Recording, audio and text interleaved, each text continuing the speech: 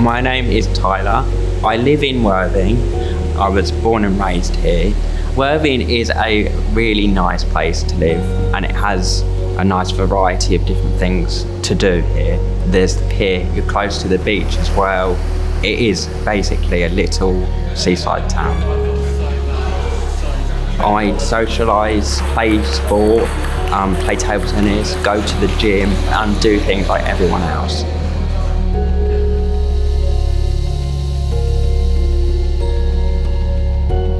When I was younger, I used to be very socially quite quiet, wouldn't really speak to people, but as soon as I started playing table tennis, I realised and I could compete at a good level, and same as any other able-bodied player. It really has broken a lot of barriers for me.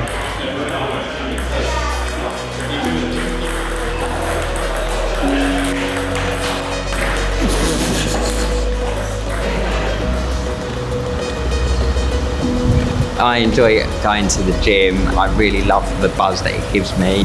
It also makes me feel mentally and physically a lot more happy with myself.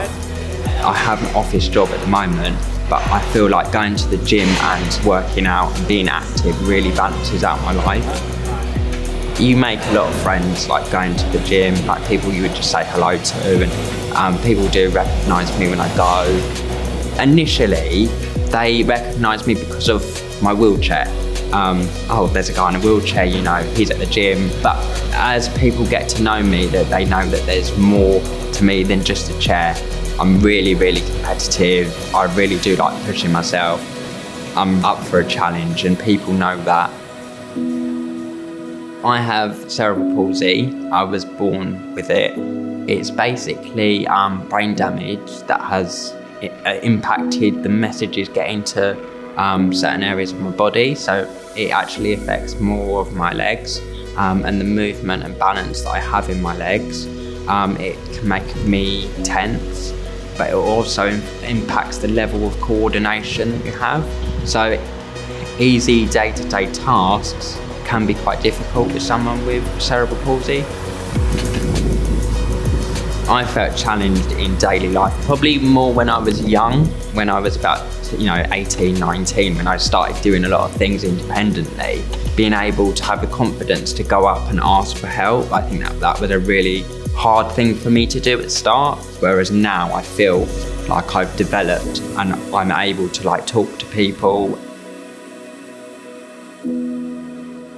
There have been situations where I have felt held back by my disability. You know, when I've tried to go out for a night out and then I've been told that I'm not allowed in because I'm potentially a fire hazard.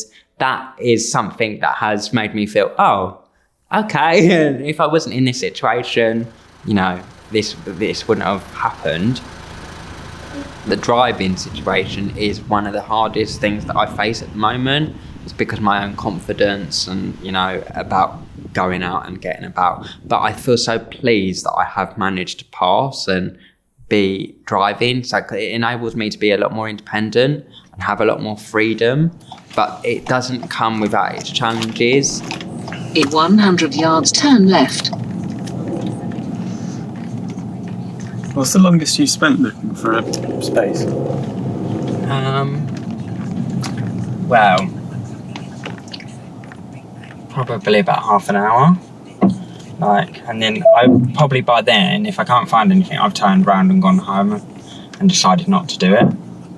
Really? I've been I've driven down here before and I wanted to go to the gym and I couldn't park anywhere and I was just like, not today. Turn left now and then enter the roundabout and take the second exit. But then I've also done that, when I've gone to get my hair cut, say in Broadwater, which is about 10 minutes from where I live. I couldn't park down there either, and it was raining. That's why I didn't want to walk, and I just decided no. I mean, to be honest, I've just started leaving it in the road.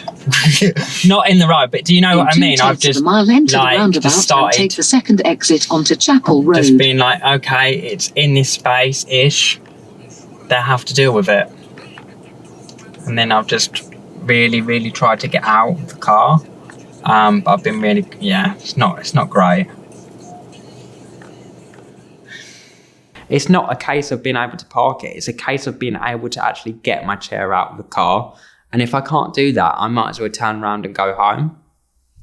That's why it's so important to have disabled bays.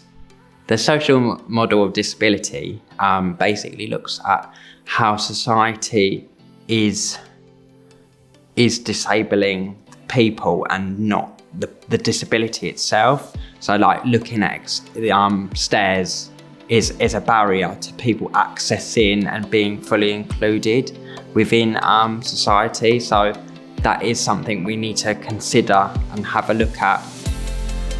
The current gym that I'm at is very accessible and it's really good. It's very large and it's got lots of space to manoeuvre my chair about.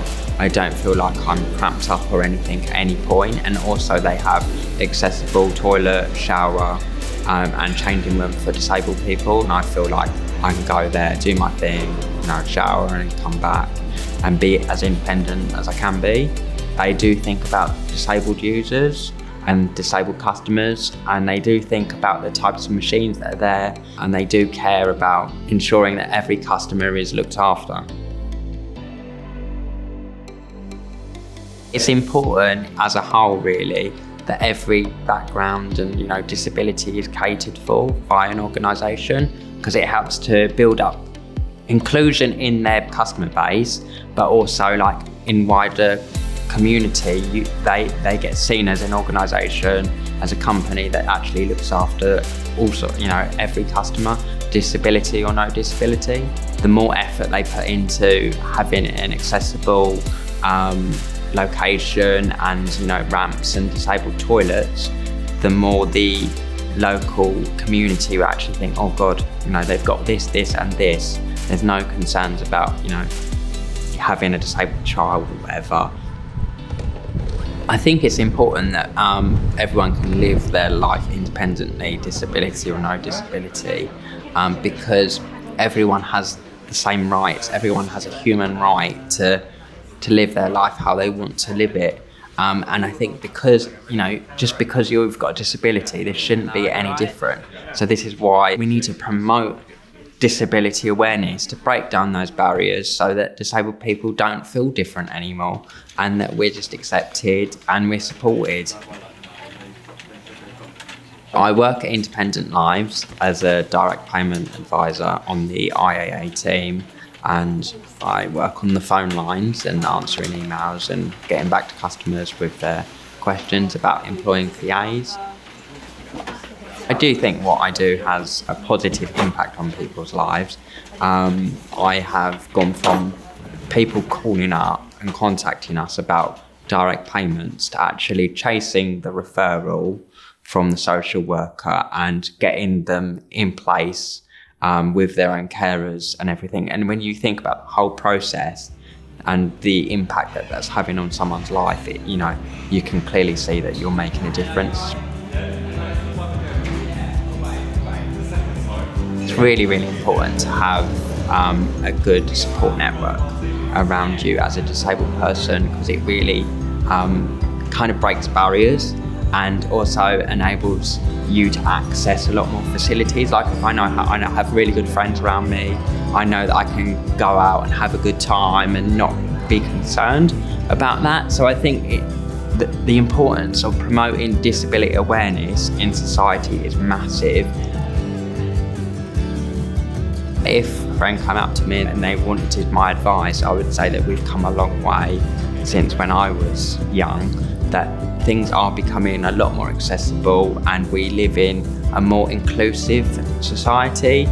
We still have steps to achieve, but I feel like in time we will get there.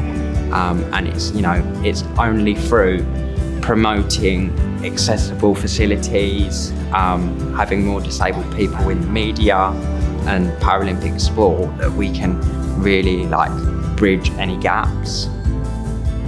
I carried the Paralympic lantern, I think it was in 2011, just before London 2012, because I had been chosen to represent Great Britain in a World Junior competition, playing table tennis, and I won a bronze medal. And that was an amazing experience. And getting to go up to Trafalgar Square holding the Paralympic lantern and having that security around me, like I felt like a celebrity. But yeah, it's just me. I was just doing the things I enjoy, and table tennis was it for me. I don't let my disability define me. I always think I'm me first. My personality and my character shines through, and I think that this is the case for a lot of disabled people. So many people have so much character to them, but I think that other able-bodied people may struggle to break that barrier down because they don't know what are the right and wrong things to say to a disabled person.